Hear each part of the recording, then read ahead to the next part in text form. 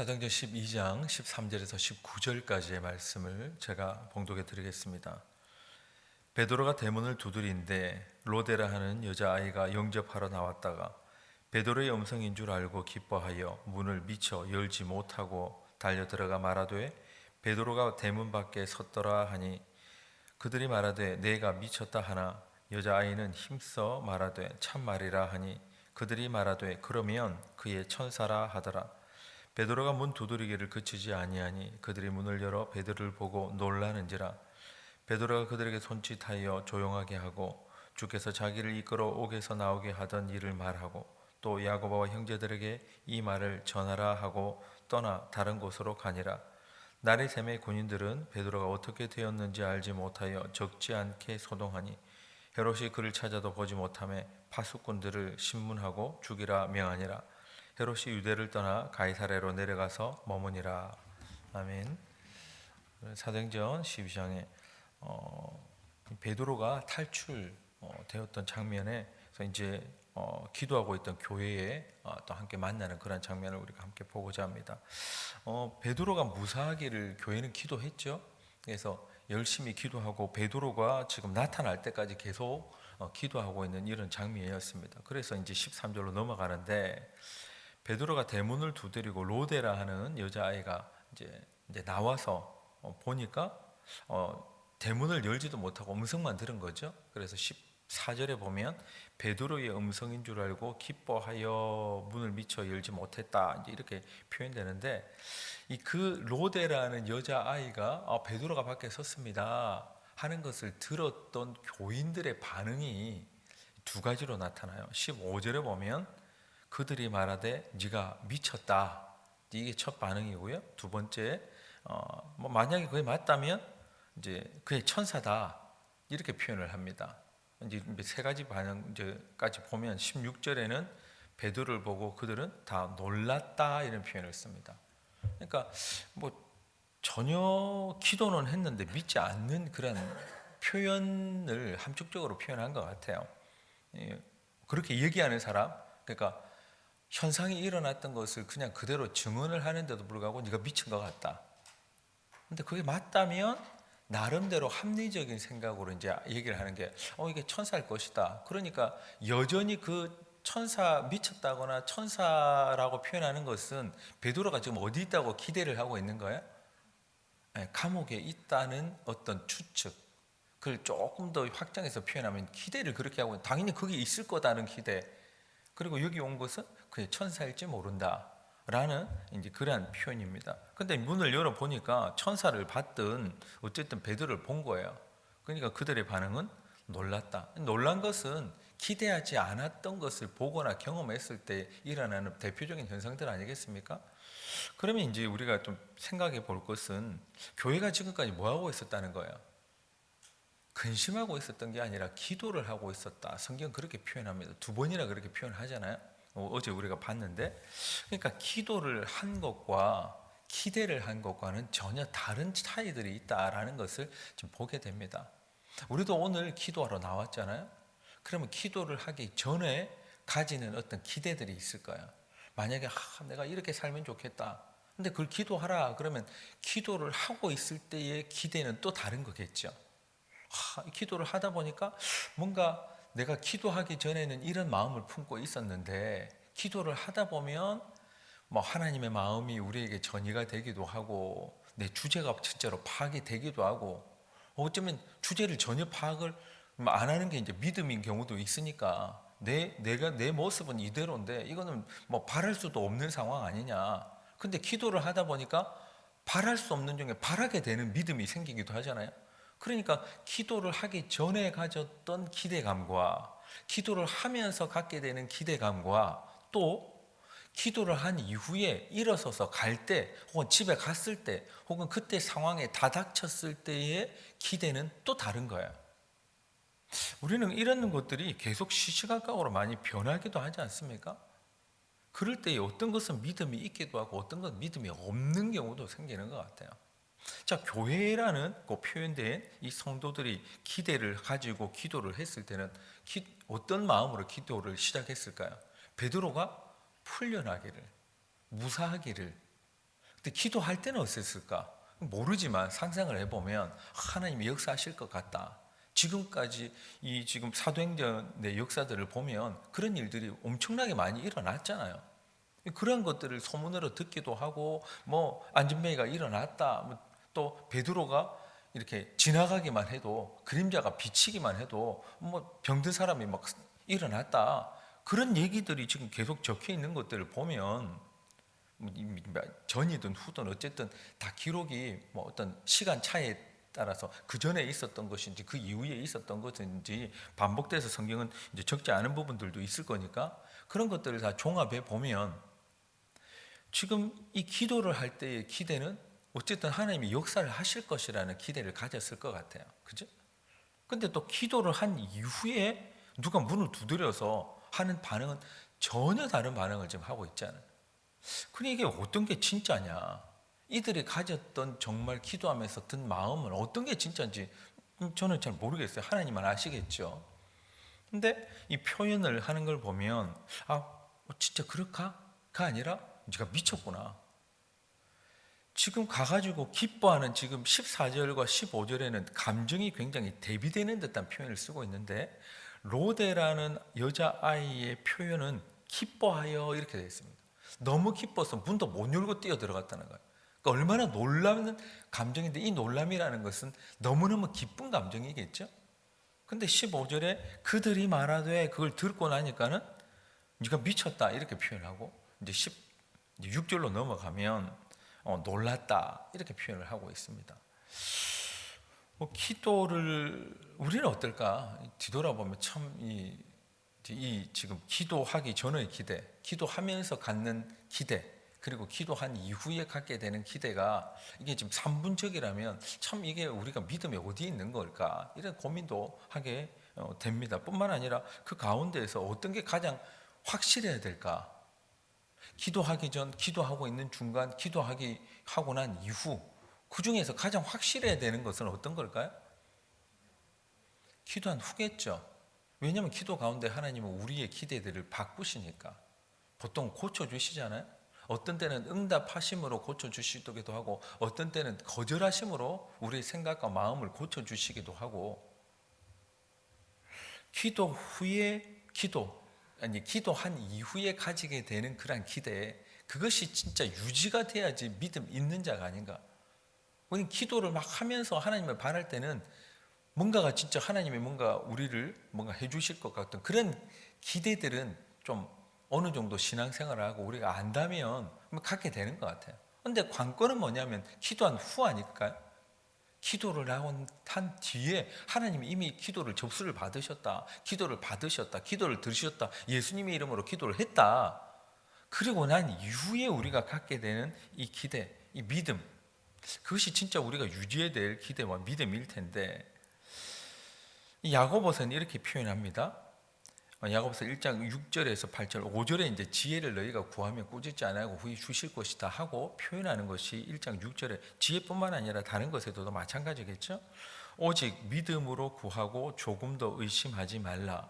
의심하는 자는 마치 바람에 밀려 요동하는 바다 물결 같으니 이런 사람은 무엇이든지 주께 얻기를 생각하지 말라. 두 마음을 품어 모든 일에 정함이 없는 자로다 이렇게 표현하고 있습니다. 이 오직 믿음으로 구하고 조금 더 의심하지 말라. 이게 어디에 계속 발휘돼야 되느냐? 기도한 이후에 계속 유지를 하고 마음에 품고 있어야 되는 것 같아요. 근데 이게 이제 안 될 때는 믿음으로 구한 것 같은데 나중에는 의심이 들어오고 이 베드로도 마찬가지로 무리를 걸으라 했을 때는 걷겠습니다 하고 그냥 쉽게 말하면 폭풍 치는 바다를 안전한 배에서 뛰어내리잖아요. 얼마나 믿음이 있습니까? 근데 그 이유가 뭐냐면 이제 막 바람을 보고 거기에 일어나는 풍랑을 보고 하니까 결국은 의심이 생긴 거고 왜 의심하셨느냐? 믿음이 없는 자야 주님이 이제 이렇게 주실 때에 그런 표현을 쓰시는데 똑같은 맥락인 것 같아요. 오직 믿음으로 구하고 조금 더 의심하지 말라. 기도 가운데서도 마찬가지겠지만 기도한 이후에 밀려올 수 있는 이 의심, 어떨 때 이 의심이 밀려오겠습니까? 기도는 했는데 나가보니 현상이 안 바뀌어 있을 때, 기도의 응답이 즉각적으로 일어나 있지 않을 때, 기도하기 전과 똑같은 현상이거나 오히려 폭풍이 더 치는 내 인생일 때, 그때 뭐가 일어나는 거예요? 의심이 일어나는 거겠죠. 우리가 기도하고 있는 이 본당에서 음악도 틀어놓고 막 믿음이 막 폭발적으로 일어나는 것 같은 그 상황이 아니라 의심이 일어나는 현장은 뭐예요? 기도하고 난 뒤에 돌아가서 전혀 기도와 반대되는 현상. 나는 무리를 걷는데 마치 물에 빠뜨릴 것 같은 그런 파도가 엄물하는 것 같은 그러한 삶일 때에, 삶을 볼 때에, 삶을 느낄 때에 그때 일어나는 게 의심이잖아요. 그런 사람은 무엇이든지 주께 얻기를 생각하지 말라. 그것을 우리가 부정하더라도 성경은 거기에 대한 평가를 두 마음을 너는 품은 거다. 한쪽은 믿음이 있고 한쪽은 의심이 있는, 한 가지 마음이 있어서 의심만 하는 자가 아니고 두 마음이 있다. 그래, 믿기는 믿지. 그러나 의심이 있다. 그것을 성경은 두 마음을 품은 자다. 이렇게 표현하고 있는 것입니다.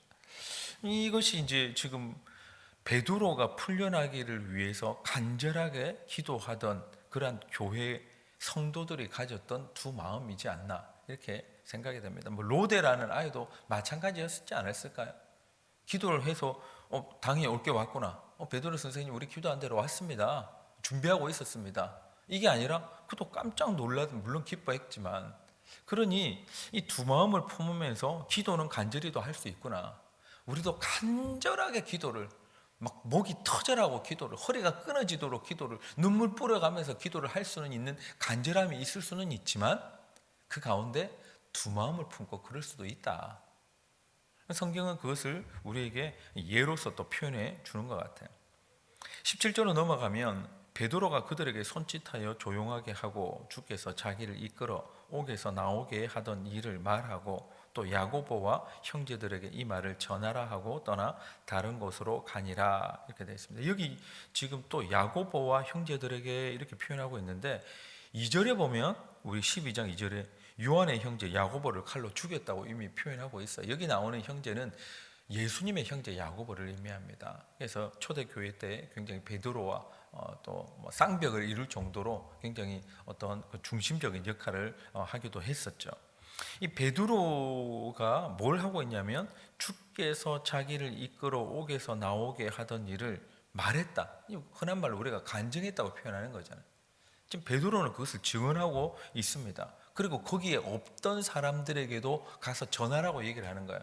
지금 무슨 얘기하는 것입니까? 나 풀려났다 그 얘기를 하는 게 아니고 주께서 자기를 이끌어 옥에서 어떻게 나오게 하셨던 일들을, 그 놀라운 일들을, 그래 너희도 기도는 했지만 믿지 않고 있던 그 일들을, 나도 그냥 잠잠해서 그냥 있었는데 천사가 나를 급하게 이끌어냈던 일들을 전부 뭐예요?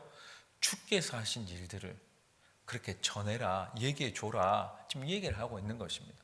베드로가 풀려난 이유기도 하겠죠. 이 가운데에서 철저하게 깨진 것을 봅니다. 베드로는 뭐 풀려날 것을 그렇게 기대를 하고 잠을 잤는지 정확히는 모르겠어요. 그러나 담대함은 있었던 것 같습니다. 그러니까 그냥 잘 잤겠죠. 그러니 베드로의 기대가 어디 있었는지는 모르겠는데, 그러나 그의 이제 감옥에서 나오면서 했던 고백들, 그런 것들을 생각을 해보면 그도 이제 어쩌면 이제야 하나님께서 나를 이렇게 이끌어서 진짜 나를 뭐 천사의 손으로 이끌어서 나를 구원해 주셨다, 이런 이제 표현을 지금 쓰고 있는 것이 어제 우리가 본 것처럼 11절에 그의 천사를 보내어 주께서 주의 천사를 보내서 모든 기대에서 벗어나게 했다. 이미 기대라는 단어가 여기 또 나오는데, 철저하게 유대인들과 헤롯이 기대했던 것은 무너졌죠. 교회는 어땠습니까?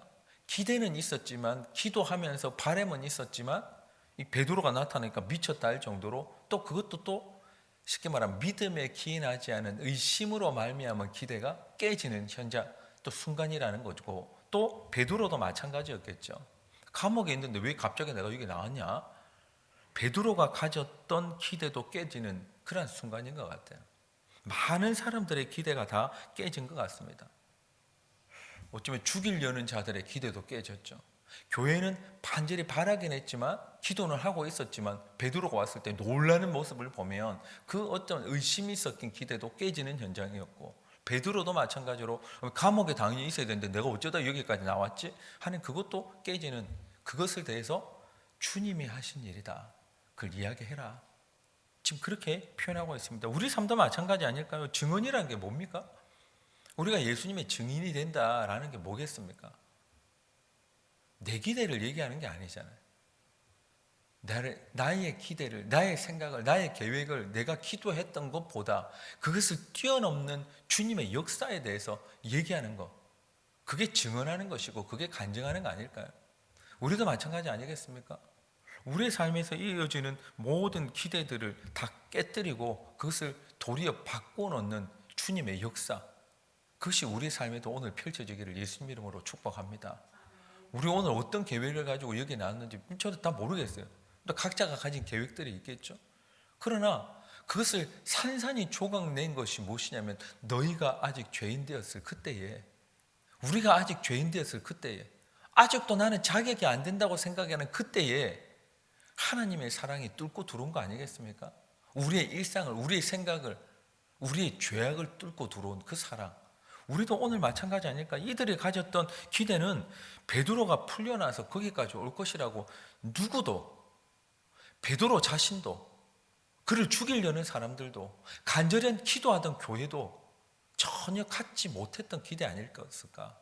그것을 다 깨부수고 주님의 역사는 놀랍게, 그러니 하나님의 계획과 하나님의 방법과 하나님의 타이밍은 우리가 생각했던 기대를 훨씬 뛰어넘는 것이 날마다 일어나는 것이 아닌가 생각하게 됩니다. 오늘도 어쩌면 그 일이 일어날 것이라고 우리 믿는 우리 모두가 됐으면 좋겠습니다. 우리의 기대들을 바꾸어놓는 주님의 이끄심, 그것에 대해서 베드로는 이야기합니다. 감격해서 이제 이야기하는 거겠죠. 그리고 자랑하고 싶을 것 같아요. 하나님이 하셨다고. 그리고 거기에 없는 사람들에게도 형제들에게 이 말을 전해줘라. 그리고 또 다른 곳에 가서 또 얘기했을 것 같아요. 또 비슷한 상황을 겪고 있는 사람들에게 힘과 용기를 주면서 또 이 얘기도 했을 것 같아요. 야, 그러냐? 나도 정말 절망으로 내일 죽는 줄 알았다. 야고보가 죽었는데 나도 이제 내일이면 죽겠구나. 근데 무교절 지나서 유월절 지나고 나면 막 그냥 죽인다 하니까 죽는 거구나. 나도 결국 순교하게, 여기서 순교하게 되는구나. 그랬는데 그게 아니더라. 주님이 이렇게 역사를 하셨다. 눈을 가려 주셨다. 파수꾼이 막 벌겋게 뜨고 있는데도 그게 안 됐었다. 그리고 나도 그러려고 한 것도 아닌데 나와보니까 나는 탈출되어 있더라. 교회는 간절히 기도했는데 누구도 그렇게 기대하지 못했던 가운데에서 깜짝 놀랄 일들이 있었다. 그 얘기하는 것이 증언하는 거 아닐까요? 주님이 하셨다. 오늘도 주님께서 우리에게 우리의 기대를 뛰어넘는 한 일을 하시고 계실 뿐만 아니라 하신 것이고 하실 것이고, 또 그것을 통해서 우리에게 어쩌면 로데라는 여자애가 놀랐던 것처럼, 어쩌면 온 교회가 놀랐던 것처럼, 듣는 이마다 놀랐던 것처럼 그렇게 우리를 깜짝 놀라게 하시는 하나님의 은혜가 오늘도 우리에게 있을 줄로 믿습니다. 오늘 그러면 우리가 할 일은 무엇일까? 명확한 것 같아요. 증언하는 거겠죠. 우리도 감격해서 나는 이 정도밖에, 정말 눈꽃만한 기대밖에 안 가졌는데 하나님이 이런 걸 하셨다.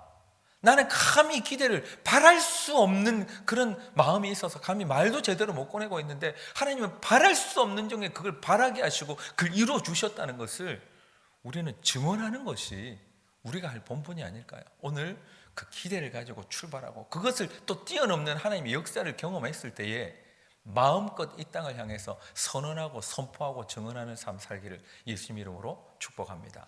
기도하겠습니다.